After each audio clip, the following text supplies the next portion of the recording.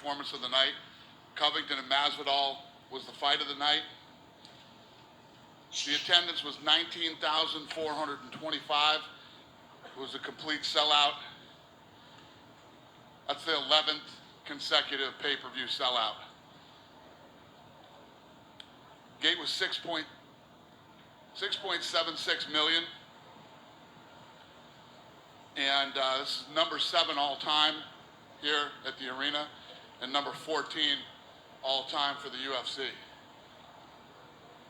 Sean Morgan, yeah. Well, it's fun. Well, obviously you gave it fight of the night, so I'm assuming you were impressed by the main event. But just give us your thoughts on Colby's performance and you know what he did in this fight tonight. Yeah, I thought it was a great fight. Obviously, Masvidal's wrestling was better than I expected it to be.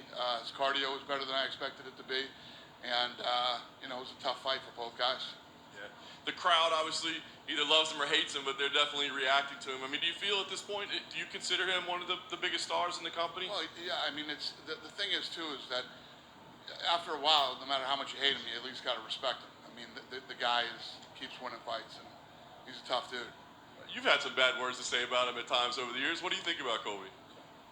What do you mean? What do I think about? I mean, I don't know if I've had any bad words to say about him. I said he's an asshole. That's not a bad. No, he's an asshole. Does anybody disagree with that? I mean, he would probably even agree with that. I would agree. Yeah, no, I respect the kid. Yeah. Do you have any concerns with his brand of promotion? I know you say bad things are said, but you know, like Jorge's whole thing was, hey man, the line was crossed. You don't talk about family. You don't talk about kids. Do you believe there is a line? I agree with that too. It's called man code. You either have it or you don't. Yeah. What do you see next for Colby? I mean, obviously he's 0-2 against the champ right now, but he called out Dustin Poirier. Is that a matchup that interests you in any way? I don't know. You know, he's in a very weird situation. Having lost to Usman twice, you know, Usman's lapping everybody. I don't know. We got to see what's next and talk to Colby and see what he really wants to do. You know, if you fight Poirier, then what? Kamaru It has to be some type of, you know, he has to go in some type of direction. Whether is he gonna go to 55 and fight it? You know what I mean? I don't know. We got to talk.